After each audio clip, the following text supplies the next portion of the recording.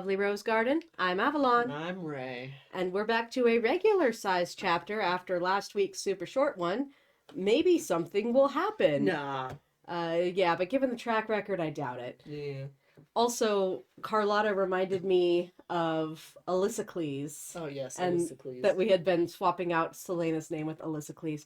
And to that, I think I have to offer a formal apology to Alyssocles because Selena could never. Like, the amount of planning that went into the Miami campaign, the betrayal and revenge against Julicius. I want to watch those fucking TikToks again. Selena could never. I looked the guy up on YouTube. I don't think he's made the move to YouTube. I think he's still just on TikTok. Damn it. But I'm pretty sure that someone uploaded the Miami campaign Alyssocles shorts. Please. So I hope. And if they did, I will link them. Because we've been using this meme this whole time. But I don't think I can continue with calling her Alyssocles because she's just not as good as Alyssocles is. But it's funnier. It's funny. It's funny. It is funny, but I don't know. I was thinking of maybe calling her just like Prue. Or no, not Prue. Who's the Phoebe? Phoebe. Yeah, I think I'm just calling her Phoebe. Oh my god. Because, you know, her love life is the most important thing going on. Yeah. There's, you know, people are dying, but her love life. People are dying. Her column. Thanks, Colbama. So I think I'm just going to call her Phoebe from now on. I know it's wild to switch this up in like the last 10 chapters, but... So without further ado, Phoebe panted as she and Nox lowered their swords, the weapons master shouting at the 5 champions to get some water. See, I know that we started reading this before the season finale of Cinderella Boy, but like, now that's all I can see. Why is he here? And Boy. previously he Get had outta here. Bandit's voice, like I was doing a really bad Australian accent for him. I don't know if I can continue that. There's a lot of change-ups post-hiatus. Anyway. Wait, does that mean you want me to voice? We'll see. We'll see if he has any dialogue. Yeah. Tomorrow was their last test before the duel. She kept her distance when Cain lumbered toward the water jug on the table by the far wall, watching his every movement. She eyed his muscles, his height, his girth. Girl. All strength stolen from the dead champions. She studied the black ring on his finger. Did it somehow have a connection to his horrible abilities? He hadn't even looked all that surprised to see her alive when she'd entered the training hall. He'd just given her a small, taunting smile and picked up his practice sword. Oh, yeah, Nox does have dialogue, sorry. Do you want me to read for Nox? Yeah, you have to read for Nox now, I'm sorry. Oh, okay, fine. Is something the matter? Nox said, his breathing ragged as he stopped by her side. Cain, Grave, and Renal were talking amongst themselves. You were a bit off balance. How had Cain learned to summon that creature, and what was that blackness from whence it had appeared? Was it truly just so he could win the competition? You're just gonna ignore Nox like that? She senses he's gay. Or... Nox continued. Do you have other thoughts on your mind? She shoved Cain out of her head. What? He grinned at her. It seemed like you were rather enjoying the Crown Prince's attention at the ball. Mind your own business, she snapped. Catty. Nox held up his hands. I didn't mean to pry. She walked to the water jug, not saying a word to Nox as she poured herself a glass, and didn't bother to offer him one. Jesus Christ. Rude as fuck. He is your, like, one friend. I mean, aside from Nehemia, he's your one friend among the champions. He leaned in as she set down the jug. Those scars on your hand are new. She stuffed her hand into a pocket, her eyes flashing. Mind your own business. Oh my god. She repeated. Why are you so shitty to She him? stepped away, but Nox grabbed her arm. You told me to stay in my rooms the other night. And those scars look like bite marks. They say Varen and Xavier were killed by animals. His gray eyes narrowed. You know something. God, he really is acting like Cinderella boy, not It certainly helps with my voice. Yeah, it does. You're such a good voice actor. I try. I love your voice. I try. All your different character voices. You did. I when I listen to it in my head, it all just sounds like me. So I'm just like, whatever people say, I guess. I mean, same here. I still don't believe that I pull off a convincing Chase or Fluttershy or any other voice. Well, I mean, it just doesn't sound like I'm changing my voice at all. But then again, I also don't read tone of voice very well. Yeah, that's the problem with us. I can't tell when my intonation is changing in auditory sense. I could tell when I'm trying to change it, but I don't know if it works. Yeah. She glanced over her shoulder at Kane, who was joking with Grave as if he weren't a demon-summoning psychopath. There are only 5 of us left. 4 make it to the duels and the tests tomorrow. Whatever happened to Varen and Xavier, it wasn't an accident. Not when their deaths occurred within 2 days of the tests. She shook her arm out of his grasp. Be careful, she hissed. Tell me what you know. She couldn't, not without sounding insane. If you were smart, you'd get out of this castle. Why? He shot a look at Kane. What aren't you saying? Brullo finished his water and went to retrieve his sword. She didn't have much time before he called them to resume. I'm saying that if I didn't have any other choice but to be here, if it wasn't between this and death, I would be halfway across Aeriel by now and not looking back. Nox rubbed his neck. I don't understand a word of what you just said. Why don't you have a choice? I know things are bad with your father, but surely he won't. She silenced him with a pointed stare. And you're not a jewel thief, are you? She shook her head. Nox glanced again at Kane. Kane knows too. That's why he always tries to rile you, to get you to show who you truly are. She nodded. What difference did it make if he knew? She had more important things to worry about now, like how she'd survive until the duels or stop Kane. Geez, Nox has a lot of dialogue all of a sudden. The moment we decide to make this more complicated. But who are you? Nox said. She bit her lip. You said your father moved you to Endovier. That much is true. The prince went there to retrieve you. There's evidence of that journey. Even as he said it, his eyes slid toward her back. She could practically see the revelations as they bloomed in his mind. And you weren't in the town of Endovier. You were in Endovier, the salt mines. That explains why you were so painfully thin when I first saw you. Brullo clapped his hands. Come on, you lot! Drills! Nox and Selena remained by the table. His eyes were wide. You were a slave in Endovier? She couldn't form the words to confirm it. Nox was too smart for his own good. But you're barely a woman. What did you do to... His gaze fell on Kaol and the guards who stood near him. Would I have heard your name before? Would I have heard that you were shipped to Endovier? Yes, everyone heard when I went, she breathed, and watched as he sorted through every name he'd ever associated with the place, then put the pieces together. He took a step back. You're a girl? Surprising, I know. Everyone thinks I'm older. This is such a dumb reveal to be having and such a dumb reaction for him to have. Yeah. He's like a criminal. Fucking... Yeah. Plenty of people have been in this business for a while, I imagine. Just the whole, oh, everyone thinks that Aderlin's assassin is a man. I'm like, why? Why do they think that? Why would they think that? Aside from just base sexism, but then you're not addressing sexism like anywhere else. See, I assume that she's like, everyone thinks I'm older. I think he more said it in like the, you're like a child. I mean, maybe? Earlier on, the impression I got was that it was a sexism thing, but then, again, the sexism is never addressed. Yeah. So... Nox ran a hand through his black hair. And you can be either the king's champion or go back to Endovier. That's why I can't leave. Brullo shouted at them to start their drills. And why I'm telling you to get out of the castle while you can. She took her hand from her pocket and showed it to him. I received this from a creature I can't even begin to describe to you, nor would you believe me if I tried.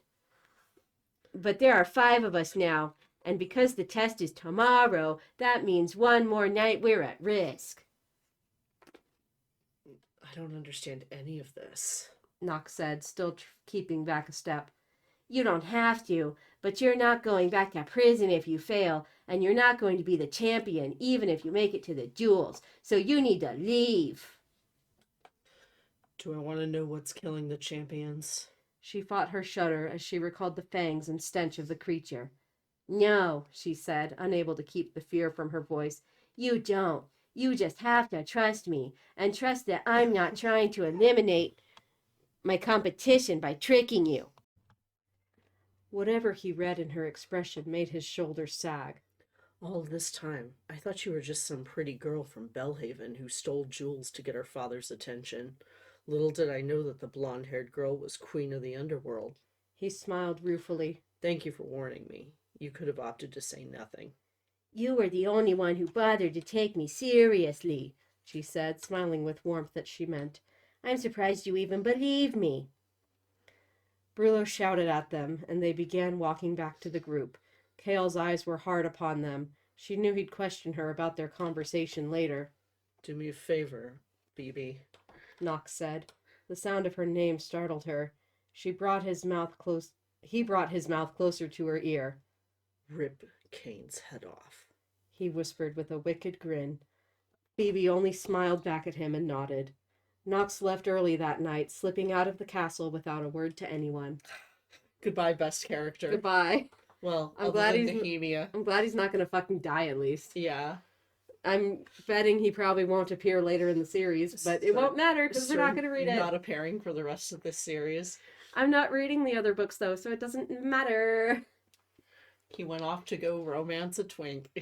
Yep. An 80s obsessed boy band twink. As you do. As you do. The clock chimed 5, and Catherine fought the urge to rub her eyes as the opium oozed through every pore of her body. What? I don't think that's not how that works. I don't think it's supposed to do that.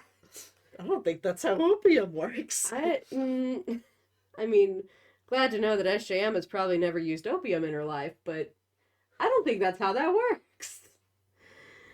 Anyway, back to this bitch, I guess. In the light of the setting sun, the castle hallways were awash with red and orange and gold, the colors bleeding together.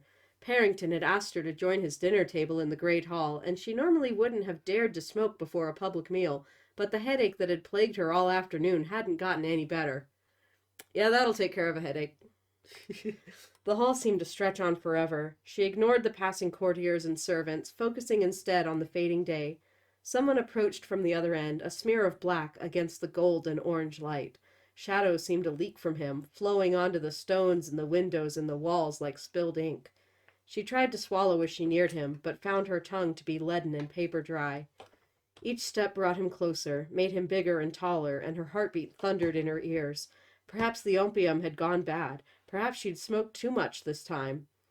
Perhaps she was just lit as fuck. It's like, whoa. Amid the pounding in her ears and her head, the whisper of wings filled the air. In the space between blinks, she could have sworn she saw things swooping past him in swift, vicious circles, hovering above him, waiting, waiting, waiting. "Milady," Kane said, bowing his head as he strode by. Catherine said nothing. She clenched her sweaty palms and continued toward the great hall. Knees weak, arms are heavy. Opium out her pores already. Mom's spaghetti. It took a while for the sound of flapping wings to fade, but by the time she reached the Duke's table, she'd forgotten all about it. Whoa. Again, don't think that's how opium works, but okay. Yeah, like, she's using it as a pain reliever. I don't think it just makes you forget things that fast. Well, again, I have never used opium and don't know anyone who has, so I could be wrong. It's kind of a very Victorian drug. I don't think people use opium anymore. Like, I know that opiates are usually either pain relievers and, like, yeah, The most significant side effect seems to be drowsiness. Yeah. I know from my readings that one of the big side effects of opium users was reporting very vivid dreams. Yeah. I read The Good Earth, and they talk about it in that. Because it takes place in China during the opium crisis that happened because Britain couldn't Sorry. Britain couldn't fucking behave. Um so like I don't recall any. They didn't really trip. You don't really trip on opium. It's mostly just you know, drowsy and like sedate a little bit. That's about it. Yeah, like, and I'm getting the sense that we're supposed to take from this later that this is because Lady Caltaine has magical power.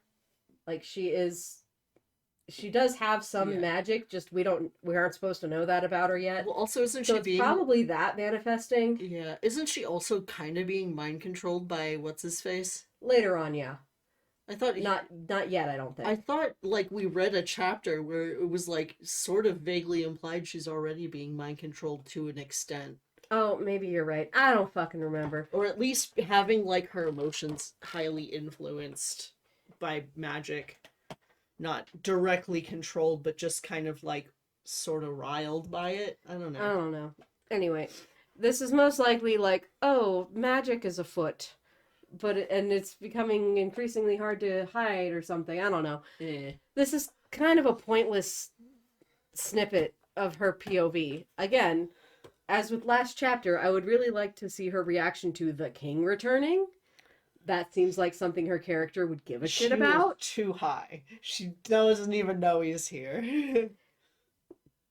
After dinner that night, Phoebe sat across the chessboard from Dorian. The kiss following the balls 2 days ago hadn't been so bad. Nice, actually, if she was being honest. Of course, he'd returned tonight, and so far there had been no mention of the fresh scars on her hand or the kiss. And she'd never, not in a million years, tell him about the Ritterak. I still hate that thing's name. Knick-knack, paddywhack. Also, why wouldn't you tell him? Yeah, she sure is keeping this a secret from all the people who really should know. She might feel something for him, but if he told his father about the power of the word marks and word gates, her blood chilled at the thought.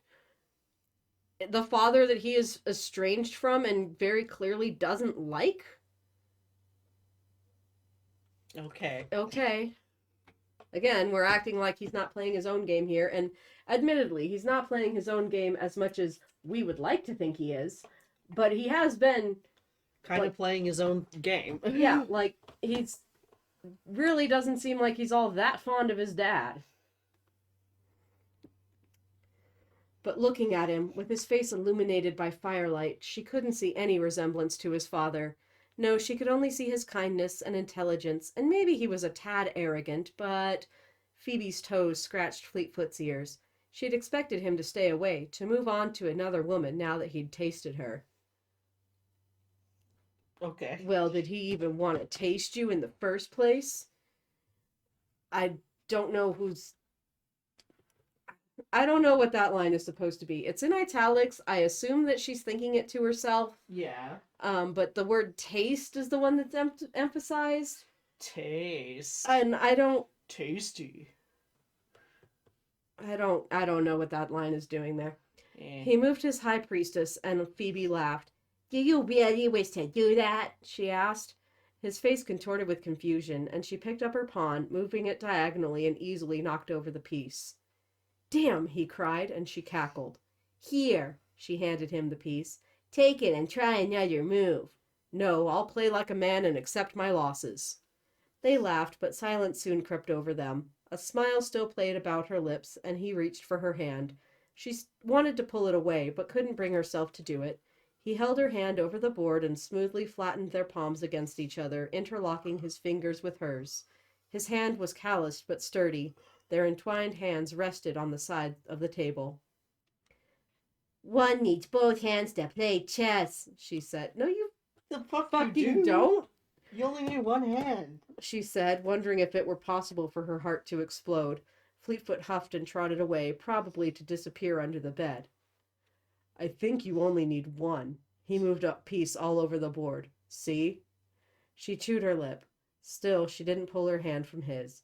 Are you going to kiss me again? I'd like to. She couldn't move as he leaned toward her, closer and closer, the table groaning beneath him, until he stopped, his lips just a hair's breadth from hers.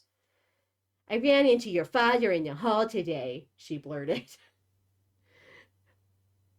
Boner kill. Dorian slowly sat back in his chair. She's like, yeah, talk about my dad. That'll definitely, That'll stop this in its tracks. Dorian slowly sat back in his chair. And? And it was fine, she lied. His eyes narrowed. He lifted her chin with a finger. You didn't say that to avoid the inevitable, did you?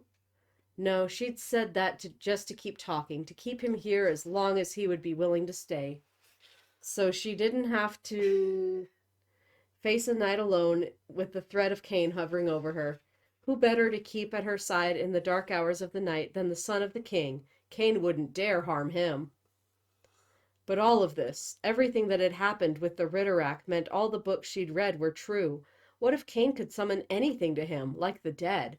There were many people who lost their fortunes when magic vanished. Even the king himself might be intrigued by this sort of power. You're trembling, Dorian said. She was. Like a damned idiot, she was trembling. Are you all right? He moved around the table to sit beside her. So...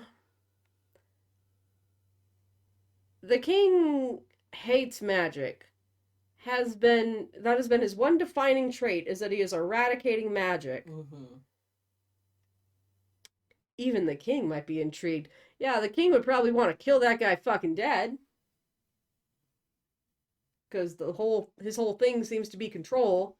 Yeah. And magic is a power that he cannot reliably control.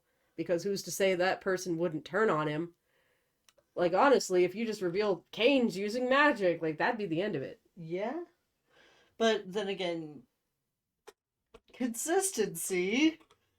In a Sarah J. Maas book. She couldn't tell him. No, he could never know. Just as he couldn't know that when she'd checked under her bed before dinner, there were fresh chalk marks for her to wash away. Cain knew that she'd discovered how he was eliminating the competition. Perhaps he'd hunt her down tonight, or perhaps not. She hadn't the faintest idea. But she'd get little sleep tonight, or until Cain was impaled on the end of her sword. I'm fine, she said, though her voice was little more than a whisper. But if he kept asking, she was bound to tell him. Literally, why does she keep the chalk marks from... Like, that's evidence! That's evidence! God damn it. I hate this. She does such stupid things, and she's no doubt going to be rewarded by the narrative for doing stupid things. Yeah, like, that's the issue. It's not, oh, a teenager isn't acting the most rationally and maturely. It's, this teenager is making stupid choices, and at no point will it be addressed that they were stupid choices. They're not even logical in the frame of mind of a teenager. They're stupid choices, and the narrative is going to twist itself into pretzels to make it seem like the right course of action. And my old fandom brain is shaking. I'm all like, hey, there's a term for this. It's an outdated term that we don't use a lot anymore, but... It's an outdated term, but it is literally the true definition of this term that is overused, and that is called a Mary Sue. Yep. It's a character that, by all accounts, the narrative twists itself around in order to assist, and everyone who says that they're wrong is evil, and everyone who likes them is good. That is what a Mary Sue is. Like, Nehemia's not even mad that she didn't trust her. Yeah. And all this other shit. And like, And all of this blatantly stupid ideas will be somehow justified by the narrative. yeah, like the thing that makes Selena a Mary Sue is not that she's a young girl who's a badass assassin. Yeah, or that she has two guys fawning over her. Mary Sudom, especially in regards to a character that isn't like an OC or whatever. It's a meta thing. Yeah, it has nothing to do with love interests, really. It just has to do with the narrative and how it intertwines around a character. When the plot armor is as thick as a wall, Yeah. that's a sign. Well, and more just like, blatantly stupid things that a character will do is later justified as like, oh, this was the right thing to do all along, and you're a fool if you ever thought the character was wrong to do these things. Yeah, like my beef with her is that she's not that she's a teenage girl making bad decisions, but that she's supposed to be a hyper competent assassin who is making bad decisions. Yeah. And there's an interesting character in here somewhere. Like the problem is the way that the narrative itself is interacting with her, not with her base level concept. Not only is she a hyper competent assassin that is making bad decisions, but the bad decisions are hand waved by the narrative or rewarded. Yeah, that's the issue. Like eating the candy. Yeah, like nothing wrong with that. Nothing wrong with that. No consequence here. The candy wasn't poisoned. Like, she didn't even get sick. Realistically, it should be. She didn't even get sick, like a regular stomach ache. She didn't even get sick, even though she had been throwing up like everything that she put in her mouth before that. But all this candy, man. It's like, yeah, this is what traditionally a Mary Sue is supposed to be, but unfortunately, fandom likes to take terms and just use them until they don't mean anything, and that's when we put them in the box and put them on the high shelf. And this particular term was abused by, let's just be honest with ourselves, the cishet white male fandom of any female character doing anything cool being a Mary Sue. Yeah. And I'm like, listen, I don't give a shit. Is the story interesting? In this case, it is not. Yeah. I don't care if she's a power fantasy. Is she cool? Is she doing cool things? Does it make sense? I don't care if she's a power fantasy. So is Batman. Shut up. I give Batman a pass in most iterations because he's cool and doing interesting things and the story is interesting. Being a power fantasy doesn't necessarily mean it's a bad character, just in general. Like, I'm really tired of people being all like, oh, it's a power fantasy, using that as like a critique for a character. It's all like, yeah, most characters are like, you want to pretend to be them in your mind while reading this, or you want to pretend to be their friend or whatever. That doesn't mean anything. Offer actual critique. Yeah, it reminds me of that one Tumblr post going around where it's talking about bad faith criticism of like, it's awfully convenient that this event happened to this character right at the start of the story. Like, it's like, yeah, it's almost like they're the protagonist or something. It's almost like that's why the story is beginning here. Anyway, I'm moving on. Yeah. Are you sure you're feeling, he began, but she surged forward and kissed him. I hate this. I hate this. For a long time, I thought my issue was with romance. I think it's just with poorly written romance, and in part, tropes like this where communication is a problem and they just use physical intimacy to handwave over those issues and communication things. And I think I got my fill of it from 50 Shades of Grey, because literally anytime there was a problem, instead of discussing it like the mature adults they're supposed to be, they would just fuck about it. Yeah. Now, this is a YA book, like actually a YA So book. they So they're won't- not going to fuck about They're it. just gonna kiss about it. But yeah, this is essentially the same thing. Use of physical intimacy to sidestep actual discussion. problems. Yeah. She almost knocked him to the floor, but he shot out an arm to the back of the chair and braced himself as his spare arm wrapped around her middle. She let the touch, the taste of him, fill the room and her mind with water. What? She's drowning. Someone help. She kissed him, hoping to steal some of his air. Her fingers entangled themselves in his hair, and he kissed her fiercely. And as he kissed her fiercely, she let everything fade away.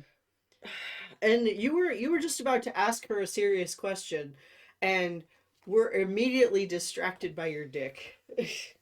Yeah. Anywho, we're almost done with this. I'm going. I'm speed running. We're getting through the rest of this. The clock chimed 3. Phoebe sat on I almost said Elisicles, but no, Elisicles is better than this. Phoebe sat on her bed, knees curled to her chest. After hours of kissing and talking and more kissing on her bed, Dorian had left only minutes before. She'd been tempted to ask him What were they talking about? Ah!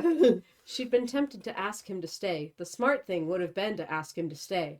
But the thought of Dorian being here when Kane or the Ritterak came for her, of Dorian being hurt, made her let him go. But didn't you were just saying that you were keeping him there because he would be a deterrent. Yeah, they to that. would not attack the prince.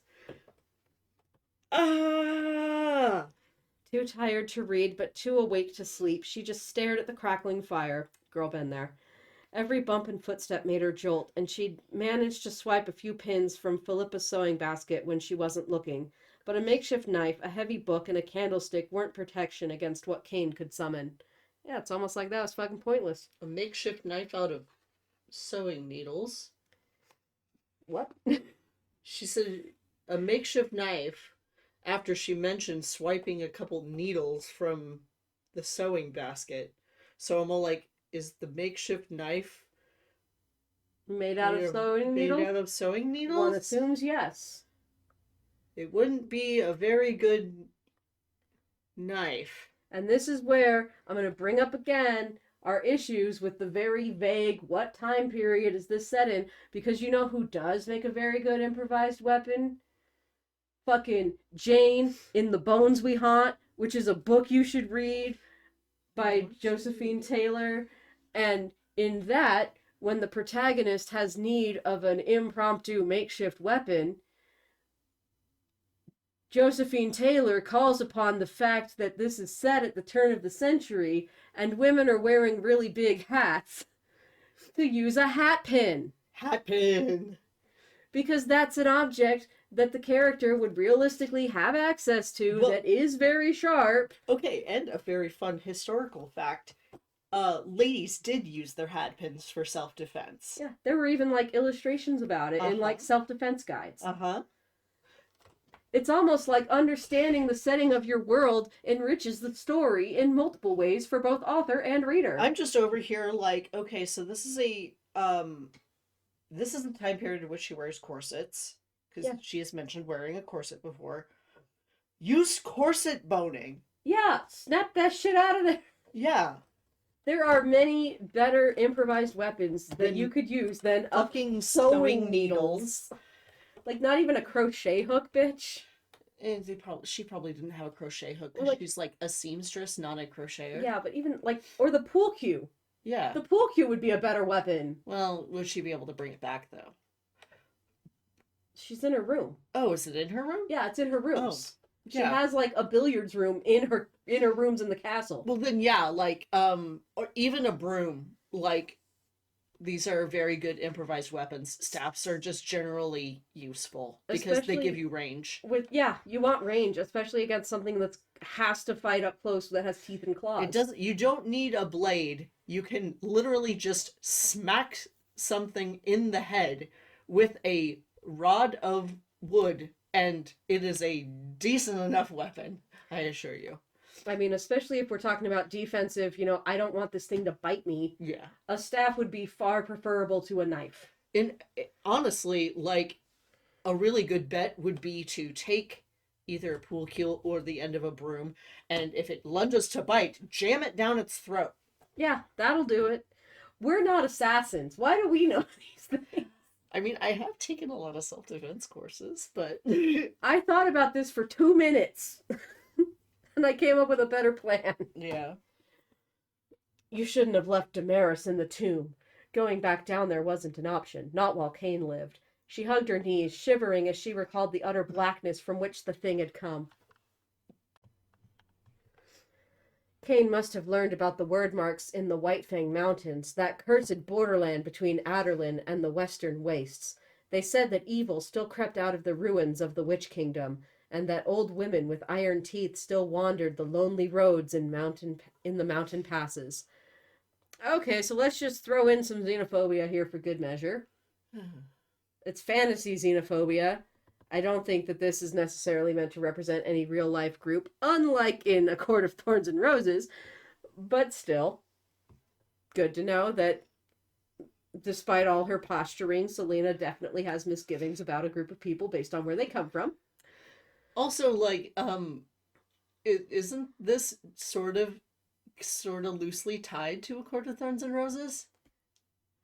Debatable. According to the whatever Possibly. extended fucking universe of There- Sarah J. Maas's slop.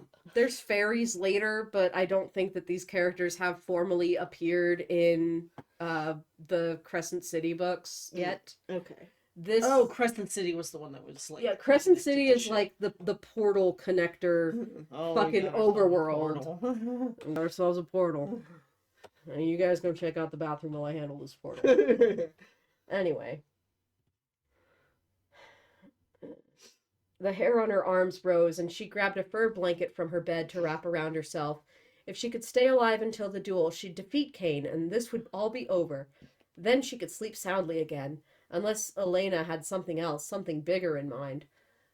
Phoebe rested her cheek against her knee, listening to the clock tick, tick, tick, long into the night.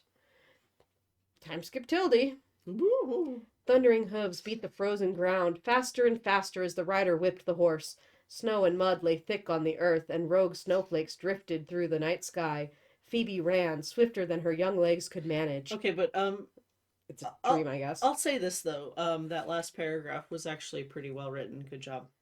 Yeah, the thundering hooves. Yes. Yeah, that's Good job, Sarah J. Maas. You wrote a good paragraph. that's actually some decent imagery.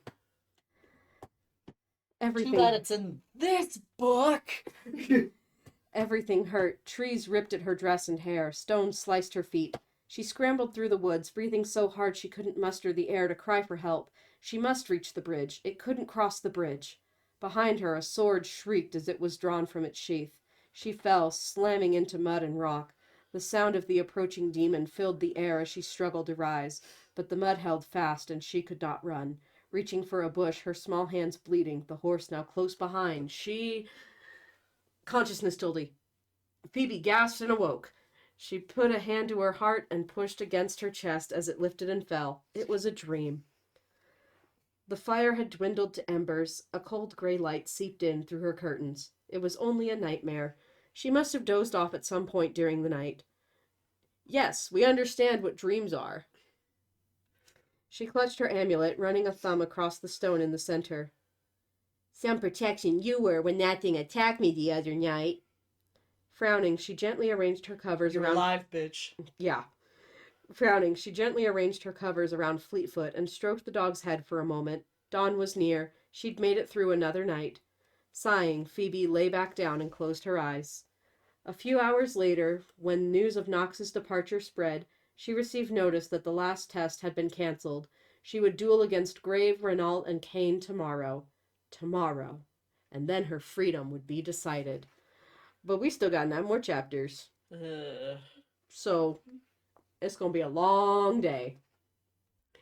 And that's it for this one. Hope y'all enjoyed. Honestly, for the comments on this one, I'm going to say leave us your favorite Mary Sue character. Whether it be an actual, under the definition, Mary Sue, or simply a character that has been unjustly labeled as a Mary Sue over the years. I'll go first. My favorite definitely this character is actually a Mary Sue character, is Raven Madison from Vampire Kisses. Stupid as shit all the time, yet no one ever calls her on her bullshit. I love her. She's great. She is my goth teen queen. She is everything I aspired to be in middle school. Fucking awful, but I love her anyway. And my character that people say is a Mary Sue, but I don't think is, would be Twilight Sparkle. They called Twilight Sparkle a Mary Sue? Of course they did. She became a princess. Yeah, but still, like, she actually has flaws that are pointed out by the narrative. What the fuck? Well, they don't know what the fuck the definition of a real Mary Sue True. is. Just a character okay. that gets called one. So, I'll go with, I have a character that definitely teeters on the edge of being actually a Mary Sue, but I still love her anyway. Toru Honda from Fruits Basket. Fuck yeah. Like, anyone who doesn't like Toru in that narrative is demonized to an extent. But also she's a good girl and I love her. I like Toru. Let's see. A character that is called a Mary Sue but isn't. Oh, let's see. There's plenty. Let's see.